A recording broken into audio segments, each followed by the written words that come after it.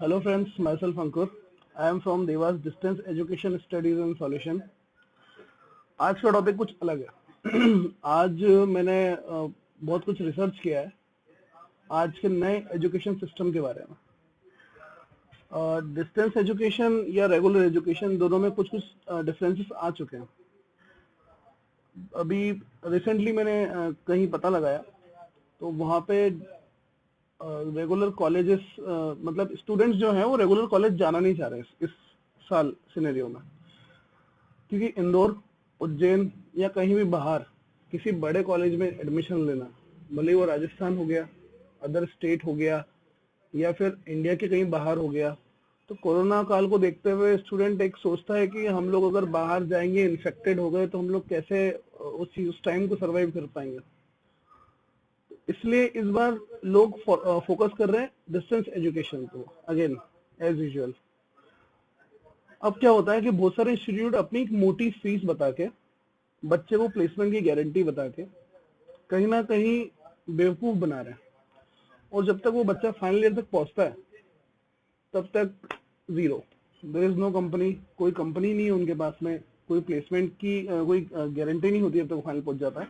और जब वो फर्स्ट और सेकंड ईयर में होता है तब बिल्कुल उसको एक एश्योरिटी दी जाती है कि बिल्कुल आप फीस भरो, आप हमारे इंस्टीट्यूट में एडमिशन लीजिए, आपको ये फैसिलिटी मिलेगी, आपको ये मिलेगा, वो मिलेगा, पता नहीं बहुत सारी चीजें एक प्रोमिसेबल हो जाती है, और आखिरी में उससे फिर जब लास्ट में वो फाइनल ईयर तक पहुंचता है तब तक उसके हाथ में ऐसा कुछ होता नहीं है। दूसरी बात होती है, मैंने कुछ आज पॉइंट भी नोट किया, they are approaching you to be a customer। आपको एक कस्टमर की तरह ट्रीट करते हैं वो एक स्टूडेंट को स्टूडेंट की तरह ट्रीट नहीं करते। कहीं ना कहीं हमारे पेरेंट्स भी हमें फोर्स करते हैं कि यार तुम्हारे मामा आर्मी में है, तुम्हें उनके जैसा बनना चाहिए, तुम्हारे चाचा डॉक्टर है, तुम्हें उनके जैसा बनना चाहिए, या तुम्हारा कोई रिलेटिव जो बहुत अच्छी जॉब में है या फिर यूएस में है, तो स्टूडेंट के दिमाग में ये चल रहा होता है कि उनकी स्किल कुछ अलग होगी, जो उनके रिलेटिव जिनका एग्जांपल उनको दिया जाता है उनकी स्किल्स कुछ अलग होगी, वो बच्चा जो अभी 12वीं पास हुआ है उसकी कुछ अलग स्किल होगी, वो भी चाहता होगा कि मैं अपना करियर खुद चुनूं।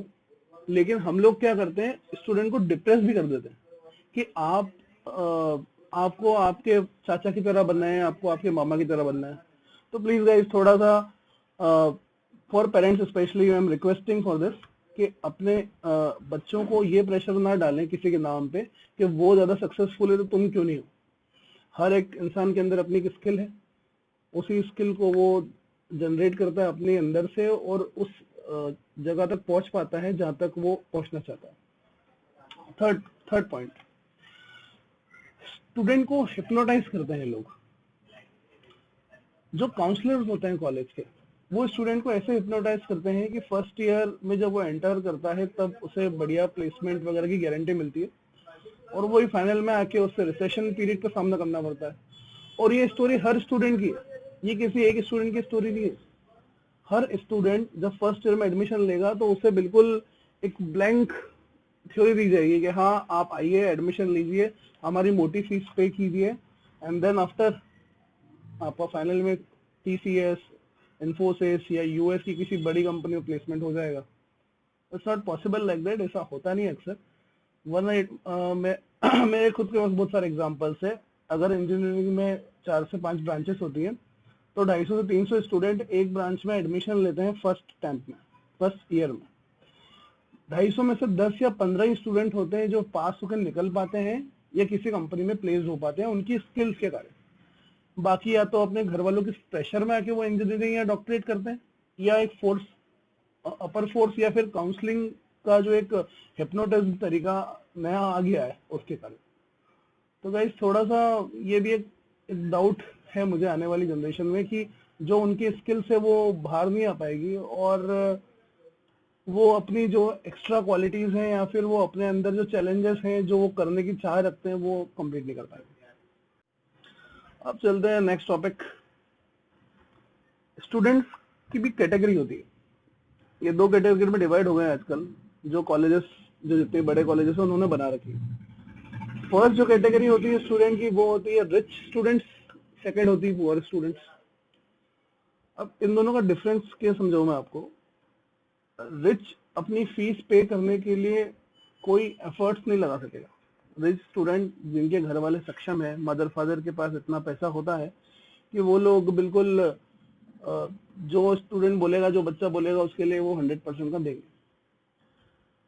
और जो एक पुअर स्टूडेंट है, बिलो पॉवर्टी लाइन जो आता है, तो उसके लिए अब ये सब चीजें एक साथ पॉसिबल नहीं होती। अब उसको पॉसिबल करने का ये तरीका होता है या तो वो लोन ले, या अपनी फैमिली में कुछ फाइनेंशियल एक्सचेंजेस के थ्रू वो कैसे भी करके वो फीस इकट्ठी करता है। इकट्ठी करने के बाद में जो उसको सपने दिखाए जाते हैं फर्स्ट ईयर में, एज यूजुअल हिप्नोटाइज किया जाता है कि आपका प्लेसमेंट हो जाएगा, ये फीस आप अभी पढ़ाई करो, उसके बाद आपकी जब जॉब लग जाए, जब इसको लोन लेके उतार देना, या फिर बाद में एक और लोन ले लेना प्राइवेट, उससे उतार देना। तो वो इस मायाजाल में फंस जाता है, बाद में इतना डिप्रेस हो जाता है कि वो सुसाइड अटेम्प्ट तक कर लेता है। अभी हाल ही में एक सर्वे के थ्रू मुझे मालूम पड़ा कि इंडिया में कुछ 1.5 लाख बच्चे हर साल सिर्फ डिप्रेशन और फीस सबमिट ना कर पाने के कारण सुसाइड कर लेते हैं। सिर्फ डिप्रेशन और फीस सबमिट ना करना उनके लिए लाइफ टास्क बन जाता है। उनको ऐसा लगता है कि अगर हम लोग ये फीस नहीं सबमिट करेंगे, या हम लोग आगे जाके हमारी जॉब नहीं लगी तो हम अगर लोन नहीं उतार पाएंगे, तो हम लोग फिर आगे हमारा करियर जीरो हो जाएगा, या फादर मदर की रेपुटेशन पे बात आ जाएगी। कैसे भी करके मुझे इस चीज़ों से स्टूडेंट्स को निकालना है। तो मेरी आपसे ये रिक्वेस्ट है कि आप इस बार डिस्टेंस एजुकेशन से स्टडी करें, भले वो मेरे इंस्टीट्यूट से ना हो, किसी भी XYZ, लेकिन डिस्टेंस एजुकेशन से स्टडी करें। आप सेफ भी रहेंगे।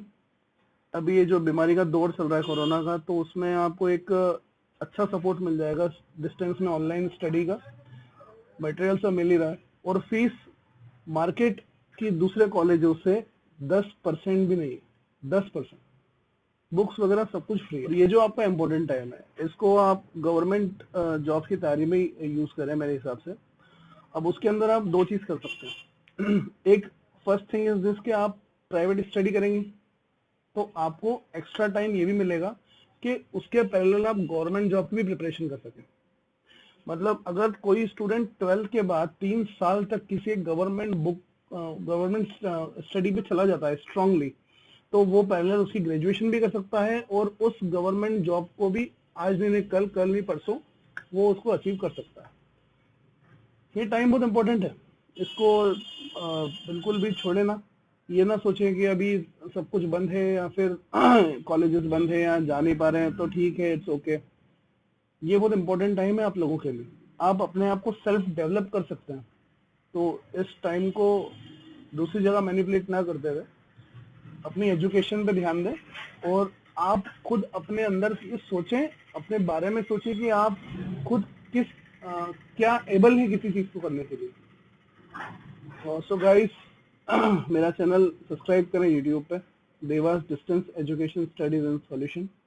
नीचे लिंक दे रखी है, मेरा कॉन्टेक्ट नंबर में मैं हर डिस्क्रिप्शन में, हर वीडियो के डिस्क्रिप्शन डालता हूँ। अगर आपको मुझसे फोन पे भी काउंसलिंग की जरूरत लगेगी तो मैं बिल्कुल अवेलेबल हूँ आपके लिए। Thank you so much.